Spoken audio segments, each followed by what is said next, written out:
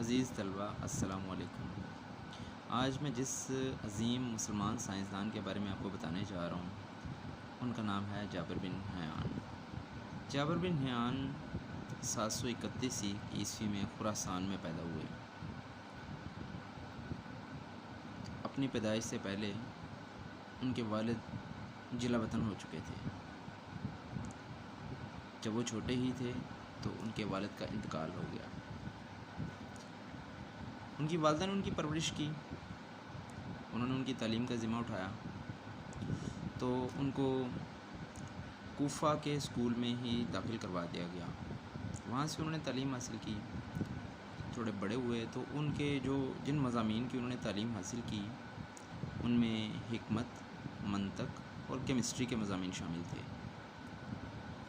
جابر بن حیان نے کیمسٹری میں کافی کام کیا اور اسی طرح کا انہوں نے روزگار اپنایا۔ ان کا جو روزگار تھا وہ یہ تھا کہ وہ دوائیاں بناتے تھے اور فروخت کرتے تھے، دوا سازی تھا اور یہی فروخت کرتے، یہی ان کا روزگار تھا۔ حکمت کی تعلیم بھی انہوں نے حاصل کی ہوئی تھی۔ جن دنوں جابر بن حیان تعلیم حاصل کر رہے تھے تو قریباً سارے ہی مسلمان سائنسدان اسی کوشش میں لگے ہوئے تھے کہ کسی طریقے سے وہ سستی دھاتوں کو سونے میں تبدیل کر لے، اور اس کے علاوہ حکمت ساری اسی چیز پہ لگی ہوئی تھی کہ کسی طریقے سے انسان کی زندگی بڑھا دی جائے، ایسا ہو جائے کہ انسان جو ہے یا تو مرے ہی نہ، یا ایسے ہو جائے کہ انسان کی زندگی بہت لمبی ہو جائے۔ سائنسدانوں کے یہ دو بنیادی مقاصد تھے جو کیمیاء دان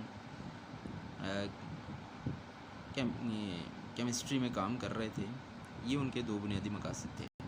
ارد گرد کا رجحان دیکھتے ہوئے شروع میں جابر بن حیان نے بھی اس کو اپنایا، کیمسٹری کو، اس پہ کام کیا۔ بہت انہوں نے اس پہ کام کیا کہ کسی طریقے سے سستی دھاتیں جیسے لوہا وغیرہ اس کو سونے میں تبدیل کیا جا سکے۔ اس میں وہ کامیاب تو نہ ہو سکے کیونکہ لوہے کو سونے میں تو نہیں بدلا جا سکتا، لوہا ایک اور دھات ہے اور سونا ایک اور دھات ہے، لیکن اس کوشش میں انہوں نے کیمیا کی بہت ساری دریافتیں کیں، وہ اس چیز میں کامیاب ہو گئے جس کی وجہ سے آج تاریخ میں ان کا نام رقم ہے۔ لوگوں کو سونا بنانے کا جنون تھا اور وہی جنون آپ میں بھی تھا، لیکن آپ نے اس سونا بنانے کے جنون کو ترک کر دیا اور کیمسٹری کا بھی ان کو، کیمیا کا بھی شوق تھا، اور کیمیا میں ایسی قابل قدر خدمات سر انجام دی کہ آج انہیں علم کیمیا کا بانی بھی مانا جاتا ہے۔ جابر بن حیان کی ایک اپنی تجربہ گاہ بھی تھی اور وہ تمام انسٹرومنٹ سے لیس تھی۔ کچھ انسٹرومنٹ جابر بن حیان نے خود بنائے، جس میں سے ایک بہت مشہور انسٹرومنٹ ہے گرامبیک۔ اس کو کسری کشید میں استعمال کیا جاتا ہے۔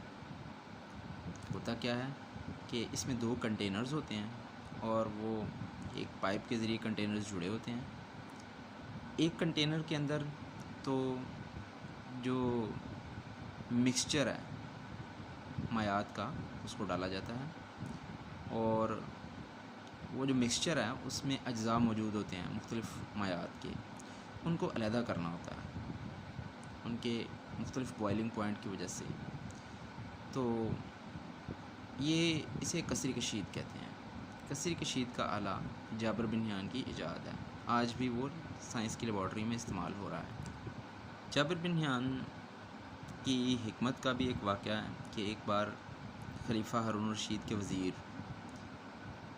ان کی وزیر کی بیوی بیمار ہو گئی، کافی علاج معالجہ کروایا لیکن ان کو آرام نہ ملا۔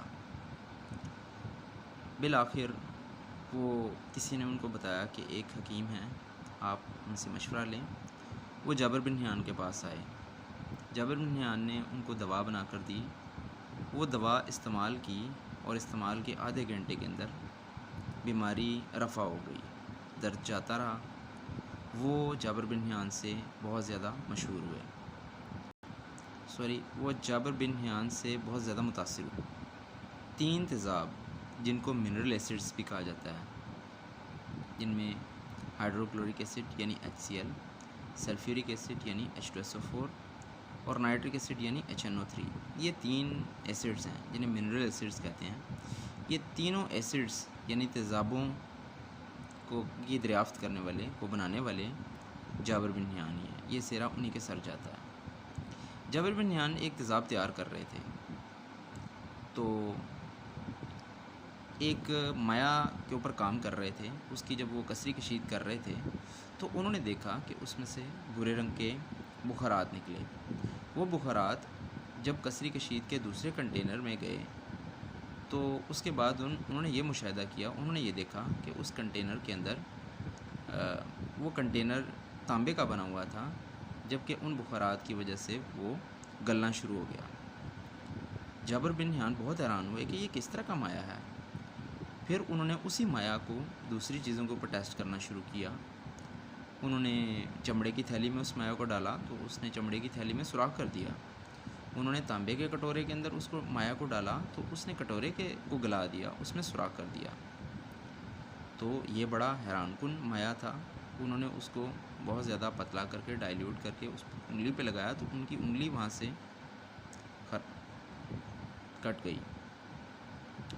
تو انہوں نے اس کو کاٹ دار مایا یعنی اس کاٹ دار مایا کو تیزاب کہا کہ یہ ایسا آپ یعنی ایسا پانی ہے جو تیز ہے، یہ کاٹ دار ہے۔ اس تیزاب کو مختلف چیزوں پر جب وہ ٹیسٹ کر رہے تھے تو انہوں نے یہ مشاہدہ کیا کہ یہ سونے کے اوپر کوئی اثر نہیں کرتا، جبکہ شیشے کے اوپر اس مایا کا کوئی اثر نہیں ہے۔ باقی چیزوں کو تقریباً تمام دھاتوں کو یہ گلانے کی طاقت رکھتا ہے، جسے تیزاب کہتے ہیں۔ پھر دریافتیں تو جابر بن حیان نے کافی زیادہ کی۔ جابر بن حیان نے ایکوا ریجیا دریافت کیا، جو کہ سونے کو اپنے اندر حل کرنے کی صلاحیت رکھتا تھا۔ وہ بہت سارے اور کاموں کے ماہر تھے، جیسے چمڑا بنانے، کپڑے کو رنگ کرنا، شیشے کے اندر رنگ کر دینا، لوہے کو زنگ لگ جاتا تھا تو لوہے کو زنگ سے کیسے بچانا ہے، یہ انہوں نے دریافت کیا کہ لوہے کو زنگ سے کیسے بچایا جائے۔ کرسٹلائزیشن کے عمل کی دریافت جابر بن حیان نے کی۔ وارنش جو آج بھی استعمال ہوتی ہے، وارنش بنانے کا سہرا بھی جابر بن حیان کے سر ہی جاتا ہے۔ جابر بن حیان بالآخر ایک وقت تھا کہ دار فانی سے رخصت کر گئے اور دمشق میں ان کا انتقال ہوا۔ جابر بن حیان کی خدمات اتنی زیادہ ہے کہ اس کو سراہا نہیں جا سکتا۔ یہی وجہ ہے کہ ان کو علم کیمیا کا بانی مانا جاتا ہے۔